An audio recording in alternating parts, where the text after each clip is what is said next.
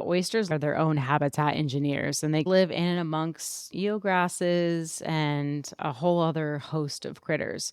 If you're out here and you take a bed that doesn't have anything on it, like shrimp ground, and you put oysters there, it'll be teeming with life within the next couple of years. Welcome to Oyster-ology, a podcast about oysters, aquaculture, and everything from spat to shuck. I'm your host, Kevin Cox. This week, I sit down with Kathleen Nisbet-Moncy, Chief Operating Officer of Goose Point Oyster Company in Willapa Bay in the southwest corner of Washington State. Kathleen operates the family farm after taking it over from her father, Dave Nisbet, who started it as a tiny 5-acre startup and built it into a 2,000-acre farm with a state-of-the-art processing plant. Sitting at the mouth of the Cedar River, Goose Point overlooks wide mudflats reaching far into the shallow bay, where it grows a select variety of oysters and distributes them all across the nation.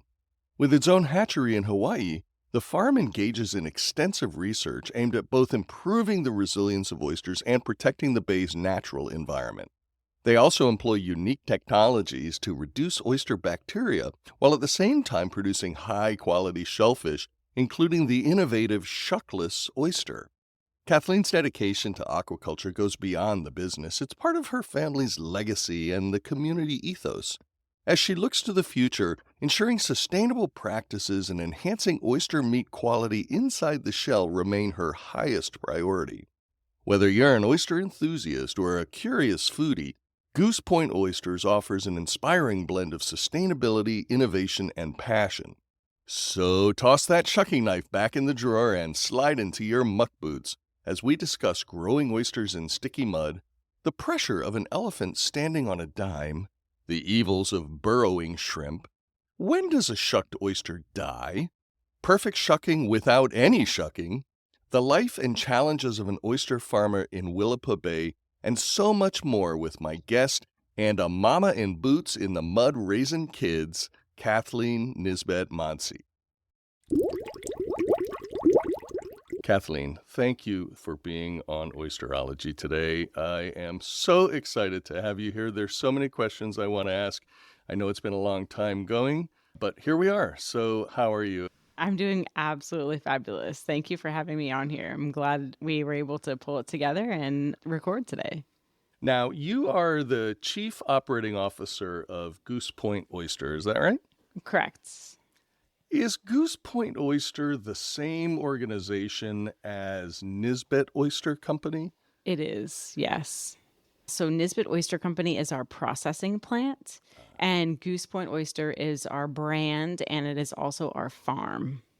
So tell me a little bit about Goose Point Oyster and your history of your company. Yeah, so Goose Point Oyster was originally started by my father and my mother back in the 70s. My dad was down here studying marine biology with Dick Wilson at Bay Center Mariculture, trying to come up with a way to where you could create a hatchery setting for oysters. They're having issues with oysters naturally reproducing in the environment. And so they're wondering if they could set oysters on shell utilizing tanks and then be able to plant those oysters out to have a consistent crop cycle rotation. My mom is a fisherman's daughter and had her own beauty salon down here in Bay Center at the old Bay Center school. He met my mom, fell in love, met all of my uncles who were crab fishermen and were gill netters at the time. And basically the rest is history. And how long ago was that?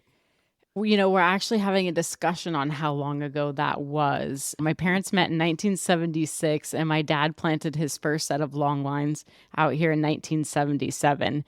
As one of the only startups here in Willapa Bay, it's really hard to get access to tidelands because they're passed down from generation to generation. He was fortunate enough to be able to get a little 5-acre parcel. And of course, the 5 acres he originally got were of tidelands that weren't really of value. You couldn't really harvest much from them. And so he did some research to find an alternate method of farming, which is called long lining, which is actually a French method, to take some of the mediocre tidelands and turn it into fattening grounds where you could actually grow and harvest oysters.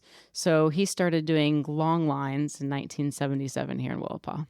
He's one of the original people of looking at how to farm in Willapa using other methods than just relying on 100% natural sets. Mhm. So natural sets give you an sort of an inconsistent crop cycle rotation. So for business management, you never know what Mother Nature is going to get you. So he was one of the pioneers at looking at ways to evolve into more of a farming mechanism and to be able to utilize the resources around us to be able to do that so that our business could consistently have enough to harvest on a year-round cycle. Yeah, which is always a challenge for oyster farmers. Mother Nature will decide what she's going to do, and we're basically on the receiving end of it all the time. Right. That's true. Tell me a little bit about where you are on Willapa and also describe Willapa Bay.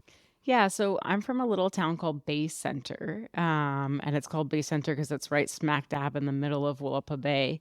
And we call it the island. There's one bridge in, and then there's a little stretch of land that keeps it connected to the mainland. But it's a little small fishing village. Actually, used to be one of the larger fishing villages here in Willapa. Used to have lots of canneries that extended out into the bay. But when I was a kid, we lived across the street from the park down there. And there's a little grocery store that was down there, and it was just a chock full of fishermen and crab fishermen, and everybody in the area worked for a cannery or was involved in, being a steward of the estuary in some way or another. So, small town start for you. What was life like for you as a kid in a little place like that? Growing up in Bay Center was a magical place where you always dreamed your kids could live. It's sort of that picturesque place where we were on a little tiny island and we would just run around and play. You could literally whistle from one side of the town to the other side of the town. So when it was dinner time, all the kids knew that it was dinner time. We lived a hop, skip, and a jump away from the water. So spent our days building rafts out of whatever materials we could find and floating in the sloughs and playing out in the bay and swimming in the estuary, which was right there, bridge jumping, and all the joys that came along with it. That sounds idyllic. And is that how you became interested in the water and oysters? So as an infant, my dad used to take me out on the oyster dredge. And I used to have a little Jesus basket that I would sleep in. And the joke is to this day, if you put me in a car, I'll fall asleep. And that's because as a little girl, the hum of a diesel engine underneath of me would lull me to sleep. And so my dad would take me everywhere with him, whether on the oyster dredge or when I got a little bit older, I would hold lanterns out on nighttime tides while guys picked oysters. And I think it's just, being involved in a community that loves what they do and cherishes, their commitment to the ecosystem itself and to each other, was something that as a young girl, I sort of fell in love with, whether it was doing that with my dad or it was on a crab boat with my grandfather and my uncles, just the hard work and perseverance that those guys put through, and then the women that were working in the canneries, and it's just a labor of love working on the water and being able to process those foods, and the sense of community that it created around us is what really made me fall in love with what I currently do. And I never saw myself doing anything else but continuing in that legacy, and then also wanting to provide good working jobs for our community people as well, to state that, not everybody has to go off and get a fancy degree and go to college, but there's good, honest work that can be done in these communities and can be done in a way that you get to feed people. And when you're working with food and feeding people, it's just it's beautiful. I don't know another way to describe it. And what you get from that, it's fulfilling. So you kind of grew up knowing that you were going to continue the family business. Yeah, since I was a little girl, I knew that this is what I wanted to do. It was just a matter of when and how and what to study and how to get myself to this position that I'm currently in right now. So how did you get to this position? So I studied aquaculture actually in high school, and we raised tilapia in our class. And then I went off to Hilo and studied marine biology and Spanish. And actually, it was there where we got our initial start with our hatchery over in Hawaii. Interesting connection of going to school there and working with some of the professors and sort of being involved in the first parts of OA before OA had even become a thing. And then after that, I did a little bit of research on international studies at Portland State. And there was a moment in Portland State University that I knew I was coming back home when I was in a class of about 45 people. And the professor asked if anybody in the class knew where their food came from, knew somebody who produced a food or had a story behind it. And I was the only one to raise my hand out of all of those kids. Their comments were, the food comes from the grocery store. Duh. So I was like, all right, I've experienced the city. I've done my travels. It's time to come back home and start working in the family business and start educating people on where their food comes from, what it means to produce a food, and sort of make those connections. And 17 years ago, I moved back home and I started boots on the ground, working on the farm, working in our processing plant, from packing oysters to doing quality control, to doing HR, to doing AP, up until the point of now running the entirety of our organization. Is your father still actively involved, or is it pretty much you running the whole show? He's my special projects guy. Farmers never retire. Once it's in your blood, it's always in your blood. And so he likes to take on special projects for me, which is quite fun. Although he told me this year that he's no longer doing boats anymore. And then I need to put my big girl pants on and take over the management of our boat mechanic fleet. Well, now that might be a problem for you if they're diesel engines, because they're going to have to splash water on you to wake you up every time you go out. I know, right? Actually, my 17-year-old wants to become a diesel mechanic. So I think I'm going to have a built-in person in the next few years. Always good to have one of those. So tell me a little bit about the farm and how much bottom you have and how many people. Yeah, so we currently have about 2,000 acres, all here in Willapa Bay. We grow oysters in a traditional way in which they're all on bottom.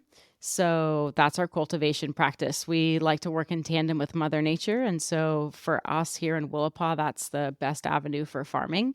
And we have about 100 employees on average, depending on our time of year.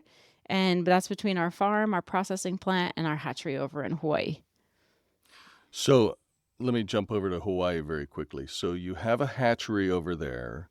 And is it all Pacifics that you're dealing with, or are you also dealing with other varieties of oysters in the hatchery? Yeah, so our hatchery does Pacific oysters, does Kumamotos, and then also has a Virginica program. We're always looking at genetic diversity within our hatchery, even within the Pacifics, looking at the Midoris and the Miyagi genetics so that we can have a constant diversity. And also climate change is continuing to be an issue for us. We've had massive mortalities for like the last 5 years. So we're looking at different genetic varieties and different inheritance traits of those varieties to be able to combat climate change. Is the climate change problem mostly water temperature or salinity that's creating these die-offs? So the die-offs is the $1 million question right now. There's a lot of things that are happening here. We've got increase in water temperature that's been happening. We've had algal blooms, both harmful and non-harmful, that have been blooming in our estuaries, which have caused some issues. We've had low dissolved oxygen. We've had a variety of different things that have happened, but we actually don't have any exact bullet yet of what it is specifically, but we're sort of honing in on what it may or may not be with regards to looking at genetics of oysters and be able to diversify. If your primary way of growing is on the bottom, that's not in cages or anything. You're distributing seed or spat right on the bottom? I tell people to think of potatoes. We create a seed in Hawaii, and then we bring it here. We take that and we plant it on a mother shell, and we take that mother shell and we put it into a nursery, a secure location, for about 6 months. And then we take that mother shell with all its baby oysters and we plant it in the mud, and we leave it in the mud and we cultivate it while it's in the mud. And then we harvest it directly from the mud when it's ready to come in.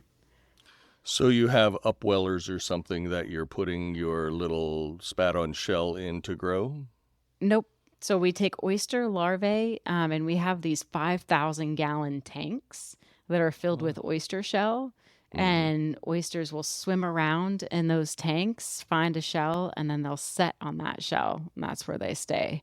So different than seed, we do larvae for colch and or a mother shell versus one individual oyster. One mother shell will hold about 40 individual oysters on it. So does that mean to say that the majority of your cultivated oysters are not singles for the half-shell market, but rather clumped together? Yeah, so we harvest oysters in clusters. So that mother shell will harrow those oysters and break the oysters up.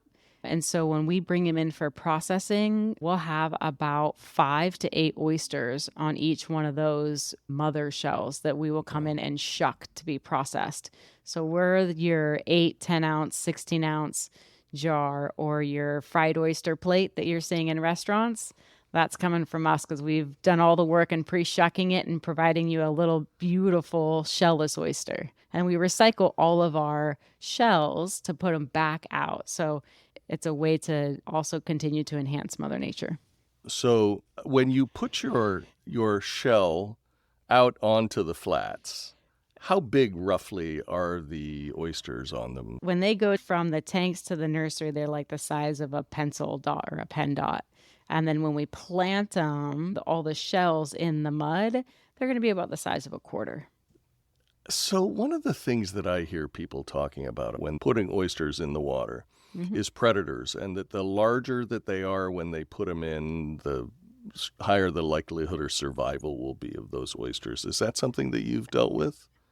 Yeah, so single oysters are different than our colch oysters. We're putting them out in larger quantities than the colch ones. And so our predators are minimal when we're going to put those directly on bottom. Actually, we're more concerned on weight. You want enough weight to hold those shells down so the oysters will stay. And that's one of the reasons why Willapa is so amazing for bottom culture is because we have this sticky mud that has a really high organic layer on top of it. And so when you put those shells down on the mud, they stick. So it's not sandy, it's not rocky. You want a certain substrate for the oyster shells to be able to stay there and not move around. And because they're in clusters and not singles, you don't have to worry about them burying in the mud and dying or anything like that. Yep. Think of like a 4 to 5 inch shell filled with baby oysters that all grow off of that shell. Once you put the oysters on the bottom, how long before you're ready to harvest? It's about 2 to 3 years, depending on the size of oyster. So also we grow, our oysters are a little bit bigger here. Our oysters are going to be about 4 to 5 inches in length compared to your average half shell market is going to be about 1.5 to 2.5 inches. And because you're not serving them as singles, you don't have that reaction that some people have about oysters that are too big. No, actually, some of our customers, the bigger the better. We currently have oysters right now that we are harvesting that are about 9 inches and up. No kidding. Yeah. On your Instagram, I saw a picture of what I can only describe as an enormous oyster. I mean, it was huge. I like a big oyster, but that one requires a knife and a fork. Yeah, they are like an oyster steak, like legit. They take an oyster and they steam it open. They take the top of it off. They put hot sauce on top of it, and then they cut it just like you would a steak and eat it bite by bite. Oh, man. Yeah. That sounds really good. You know, with tumbled oysters in an aquaculture environment for singles, by tumbling them, they're getting rounder and fatter and deeper cups. How would you describe the oysters that you're growing? So we harrow them. So we take them and we basically rake them and we break off the lips of them and we tumble them around and spread them out so they have more access to food. And we do that a couple of times in the life cycle of an oyster. So that's our mechanism of like tumbling like the others do. But you never see the shell of what we're doing because we recycle all that. So all you're going to see is the meat. So we're growing for meat quality and yield of those oysters specifically. So next time you pick up a jar of oysters, see how fat that oyster is, because our cultivation practices create a nice plump round oyster without having to focus so much on the shell, but what's inside of it. I never really thought about it quite like that before. We're like the steak version, right? Like you want that beautiful steak that's sitting in front of you, and you want the quality of that meat, and that's what we're going for. How do you harvest them if they're on the bottom? We have two ways. So we hand harvest. We go out at low tide and we individually pick up all the clusters of oysters and put them into what we call picking tubs. And then at high tide, we go and we pick up those picking tubs. I always tell people it's like similar to deadliest catch, right? You know how they're picking up a crab pot and putting it on a boat and taking it out. So we do the same thing with picking tubs. We pick them up, dump the oysters on the bow of the boat, put the tub back in the water. Or at high tide, we have a mechanical harvest where we lightly drag bags along the bottom, and those bags scoop up the oysters, put them on the bow of the boat, and then we bring them in for processing. So kind of a form of dredging, but maybe a little bit more sophisticated. People think of dredging and they think of like physically removing like sediments and everything along with it. Oysters are a delicate animal, even though they have a hard shell. And you want to make sure that when you're mechanically harvesting that you're doing it with the lightest touch possible, because you don't want to hurt the oysters. And you also want to retain those sediments there, because that is a key part of our farming practices. So it's a very targeted approach for harvesting. Oysters live in and amongst eelgrasses and a whole other host of critters. If you're out here and you take a bed that doesn't have anything on it, like shrimp ground, and you put oysters there, it'll be teeming with life within the next couple of years. So they're creating natural habitat while they're growing themselves. Absolutely. Yeah. They are their own habitat engineers, and they create a lot of nursery grounds for like Dungeness crab, for an example. They all hide within our oyster grounds. So yeah, they create a lot of habitat for other species.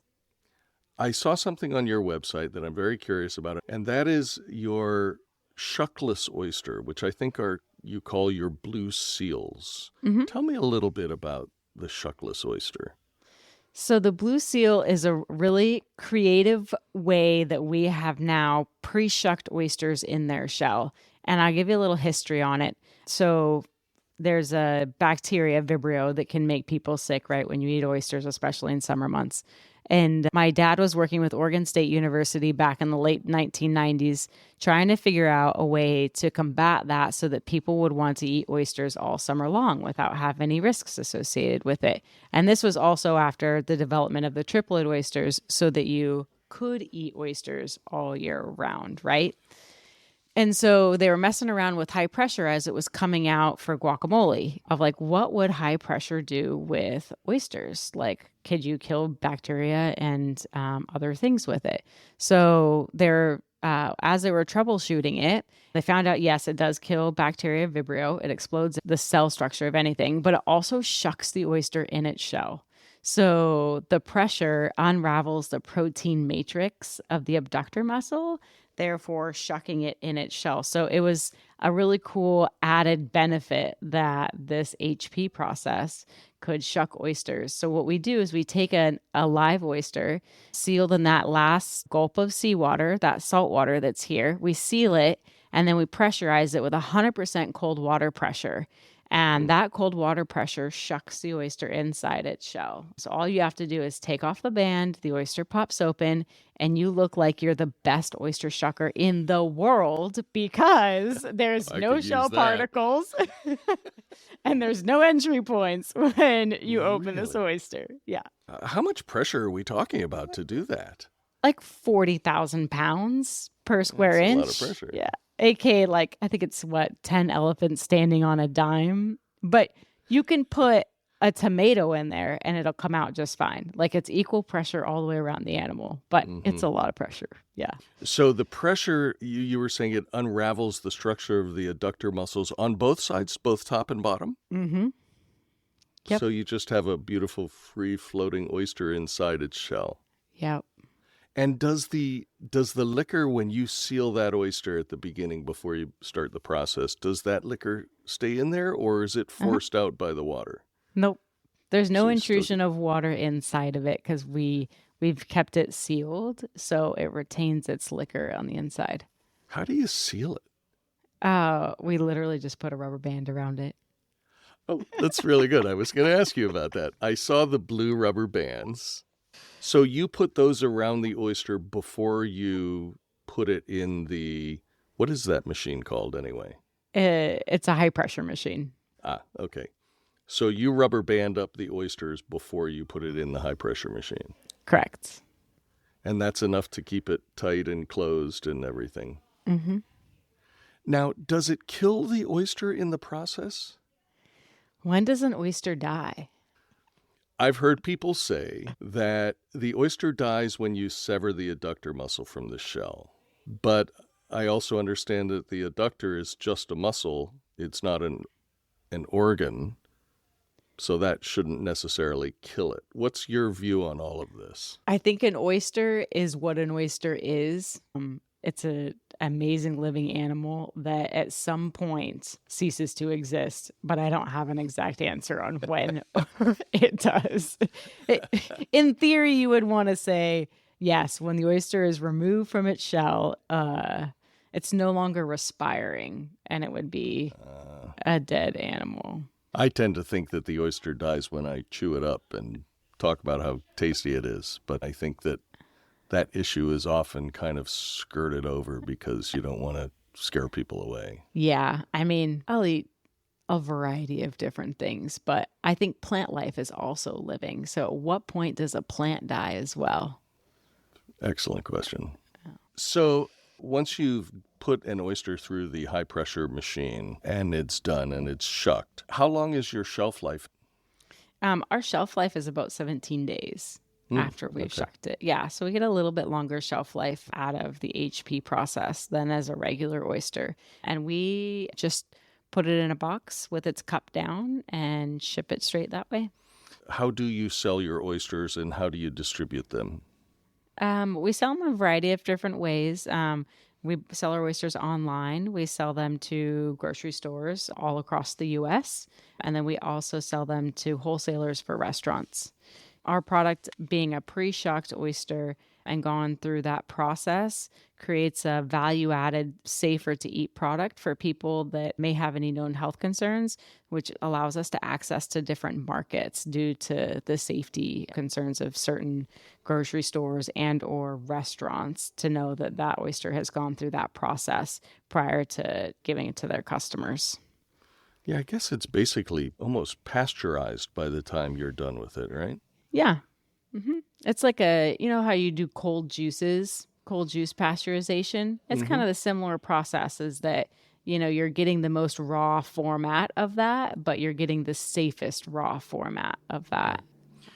And in terms of your other oysters, the ones that you just shuck and put in jars, do you also distribute through like mail order service? Yeah. Mm-hmm. Yeah. We ship all over the U.S. I've heard small farms talk about how the direct shipping to consumer is the hardest part of running an oyster farm because of the hands-on requirement and the timing associated with it. What kind of experience are you guys having with mail order shipping? Well, considering most farms are in rural areas, our freight costs are significantly higher than what people are used to, especially when Amazon came out with its 2-day free shipping. 2-day free shipping for oysters to Florida is like $150 to $250. So it's super expensive for us to be able to ship perishable products all across the U.S. So that's one of our biggest challenges that we run into is not the ability to get them and put the orders together, but it's the cost and the freight to get them to places. Yeah, I see a lot of jarred oysters, but all from the East Coast, nothing from the West Coast. We do ship over into the East Coast for oysters. It's not so much the freight on that side, is that the palate is different for East Coast oysters for West Coast oysters. And I didn't actually understand that until I was in New York. And they brought out I ordered a plate of oysters, right? Thinking, okay, cool, I'm going to get this beautiful plate of oysters. And they brought them out to me, and I was like, these are spawny. Can you give me a different, plate of oysters? And so she was like, what? So she was like, okay. So she took them back, and the waitress brought another plate of oysters out. And I was like, these aren't any better. And finally put two and two together that's what their oysters look like. They look like our version, but we would say a spawned oyster that we wouldn't harvest. That's what an East Coast oyster looked like.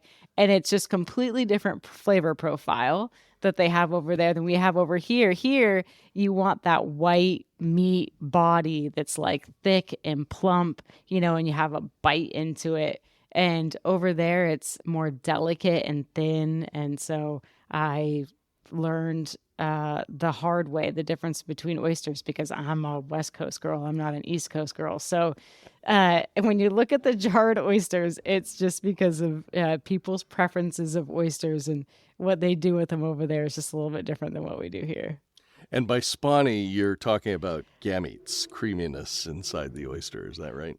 Yeah, so after the oysters spawn out, they're like totally translucent and transparent. Oh, yeah, right. Right. They've been full, and then they released everything, and you're like, what okay. we like to call they're just spent. Yeah, there you go. And we're like, okay, you got to wait for them to, firm up and get their meat quality back. Yeah, it's an issue that you see here a lot, and it also raises the debate about Diploids versus Triploids. And with Triploids that won't reproduce, you don't have as much of that issue. Are you doing all Diploids or Triploids or any variety of that? Yeah, we do Triploids all summer long, and then we do Diploids the rest of the year. I see. Yeah. Right. So that's our way to continue to harvest year round, because you can imagine shucking oysters. Like, you've shucked a Diploid at home in the summertime and it all just kind of goes everywhere. Yeah. Imagine shucking thousands of gallons of that type of product. So we make sure that we have a nice firm oysters for us to shuck and process in the summertime.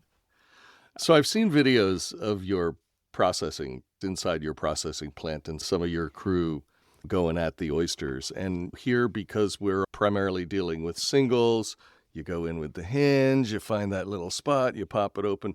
But your guys are just kind of stabbing them on the bill. Tell me a little bit about how you do that. Yeah, so that's crazy. Years ago, we compete in the oyster competition here, the West Coast Oyster Competition. And our guy won for the first time. And so he got sent to the East Coast to shuck oysters, right? And he gets to the East Coast, and they had little tiny knives, and everybody was shucking them backwards. And he was like, what in the world is going on with this? So imagine shucking an oyster that's 6 inches big from the hinge with a 2-inch blade, right? So oysters always have their abductor muscle in the exact same spot.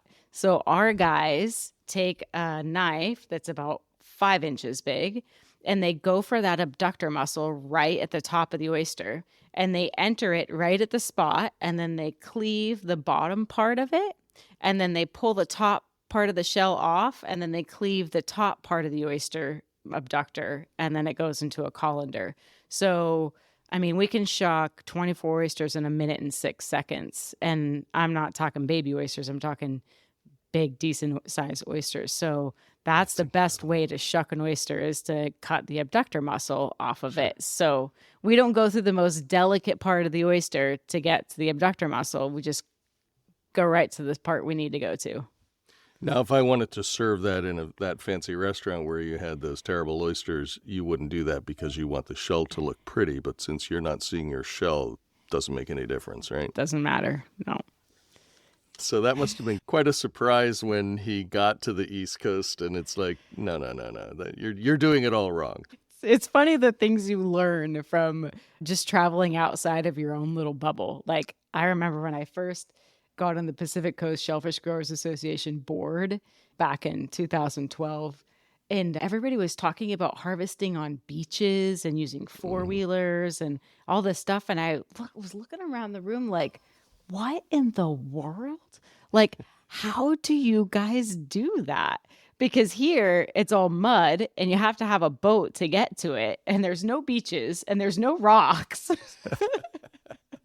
So every Yeah. area has their own unique practices and things that they deal with. So here in Willapa, that's why I say I'm just a mama in boots in the mud raising kids. That's great. That's the perfect moniker, I think. So you walk out, or you walk out at low tide, which probably, at least in the winter, is at nighttime, right? Mm-hmm.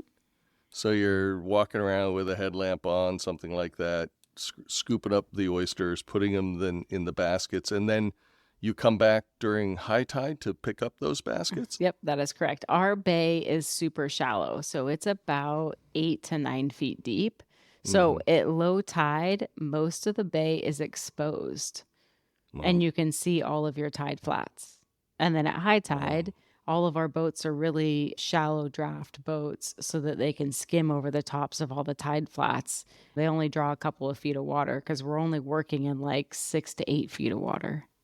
But that's a pretty big tidal shift each day. I mean, from exposed mud to 6 or 8 feet of water. Yeah. It's a pretty wild estuary, which is the other reason why, doing other types of systems here is not working in tandem with Mother Nature. Off-bottom culture, flip bags and such, they can go in specific protected areas, but we move a lot of water and it's pretty fast moving here in our estuary. So the other oyster farms that are in Willapa are doing a similar style of farming because of that? Yeah, about 95% of the production here is all going to be on bottom. How large is your operation compared to the other farms in Willapa? We're one of the biggest here in our area.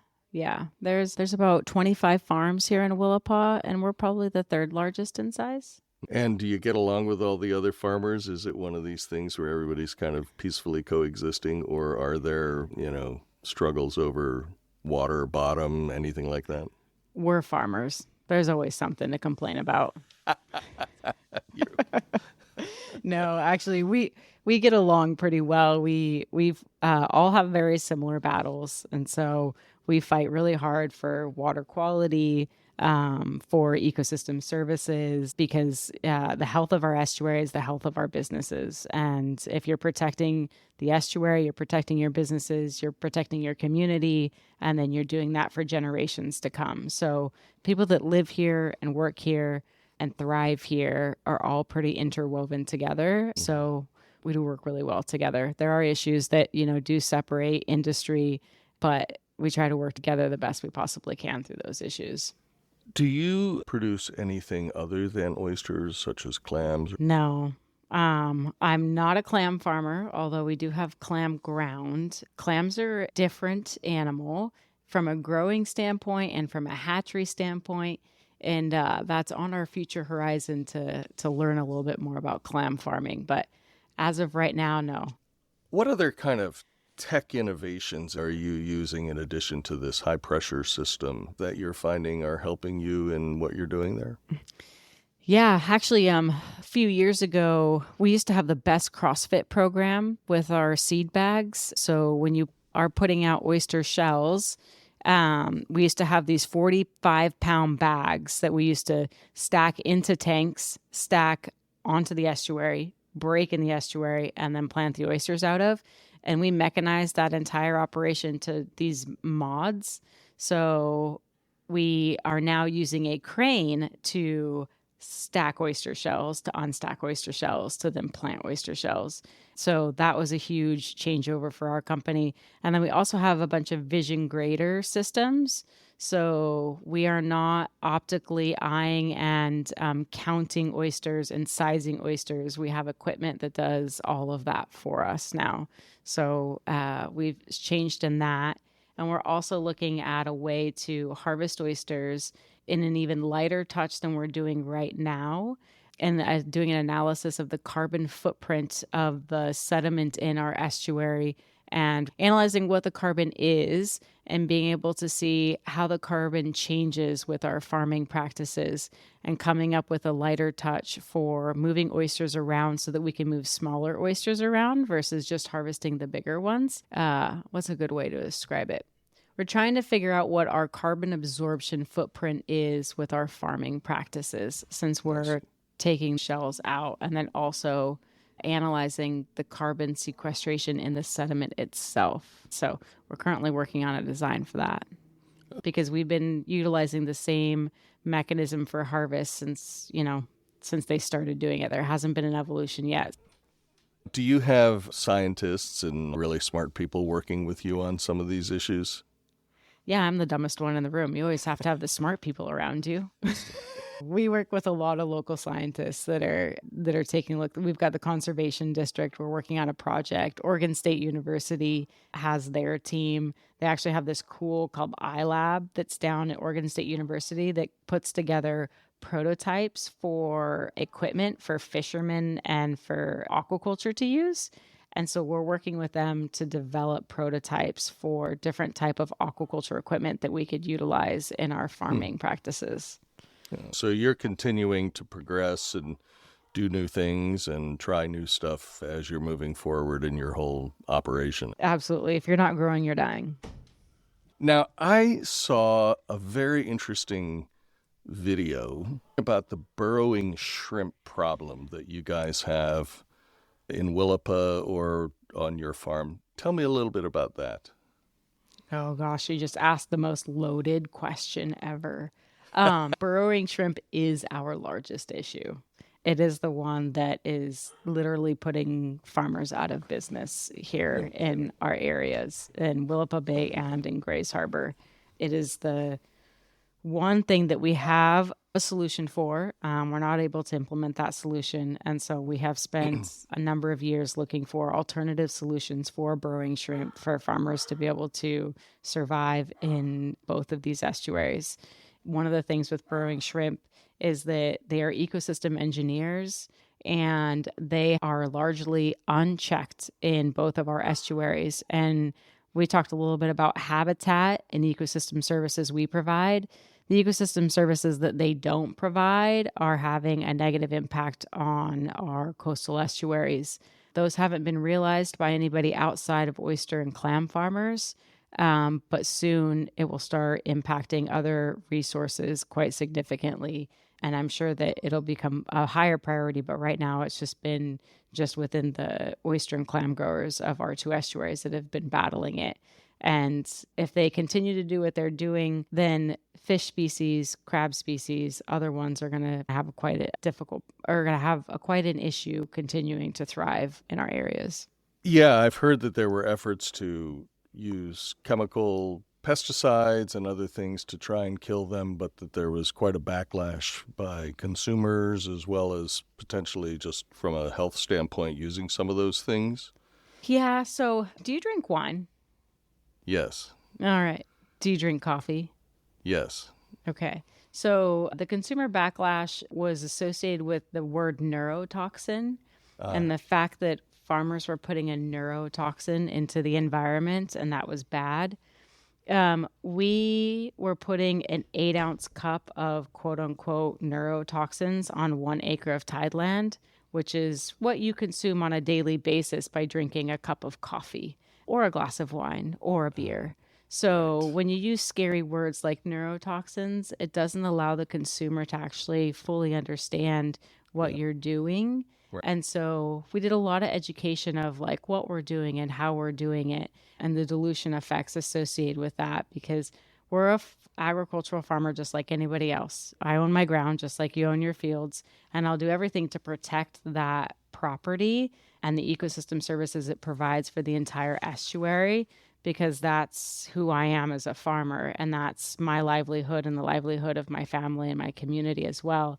Mm-hmm. And so whether it's a pesticide that we utilize or it's an organic compound or if it's an essential oil, our first and foremost priority is to do enough science and research to make sure that anything that we are putting on to that ground has the greater benefit of the entire ecosystem at its heart. And so we have all the science to prove that and to go through that process. And translating that over to a social side of things can be challenging. We had a control program for burrowing shrimp for over 60 years. And the state actually created the control program because they realized the impacts it was having to the entire ecosystem. And we took ownership over that management of that program and bore the burden on ourselves. I think we thought that we were doing what was best as being a steward of the environment at that point in time. And now the perception is no longer of a stewardship one. And that's where we kind of ran into some issues, is the translation of that information, which we've learned from and won't make the same mistake twice.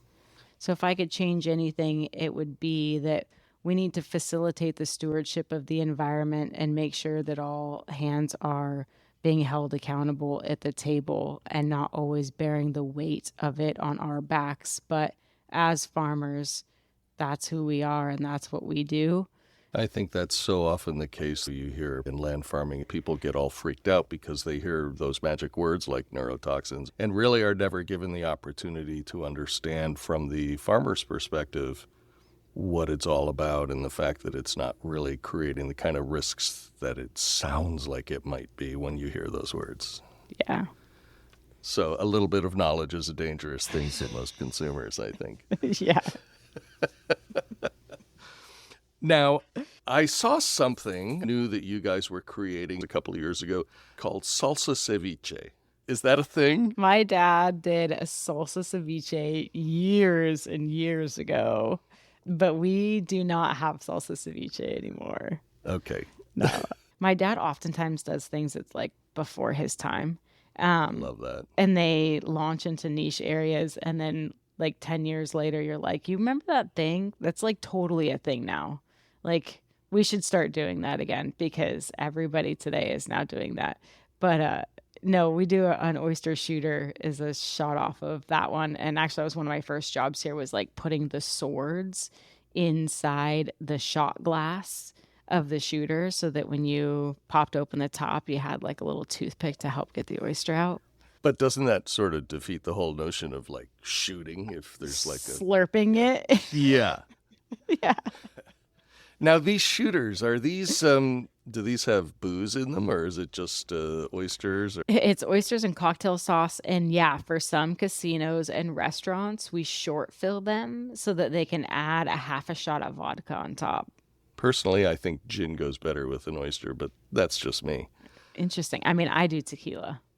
Ah, okay. Then if I'm a restaurant or a casino and I want shooters for my customers, do you customize the glasses for particular customers? Yeah, we do a lot of co-branding of our oyster shooters for restaurants. We even do a lot of parties, weddings, reunions, graduations. We do all sorts of custom logos for customers that are looking for that keepsake that they want to take home.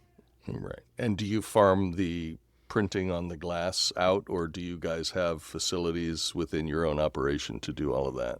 You know, I wish I would have bought that equipment when the guy retired like 15 years ago. He's like, you should just buy all of my equipment and print your glasses. And I was like, I don't need one more thing to try and figure out to do. Right.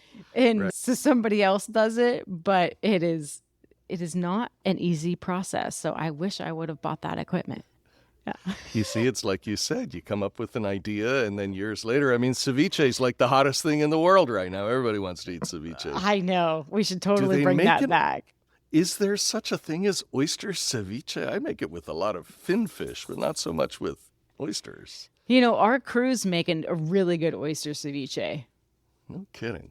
Yeah. I got to figure that one out. Yeah. They chop them up into little pieces and add it with shrimp and fish. And it's really good. Oh, that sounds good. Are there new generations of the Goose Point Oyster Farm coming along? You have your diesel mechanic already, I know that. Yeah, I've got him. My husband has a construction business, so we're arguing over which children we get to do what. I know my youngest, who's 5, is definitely going to be my farm manager.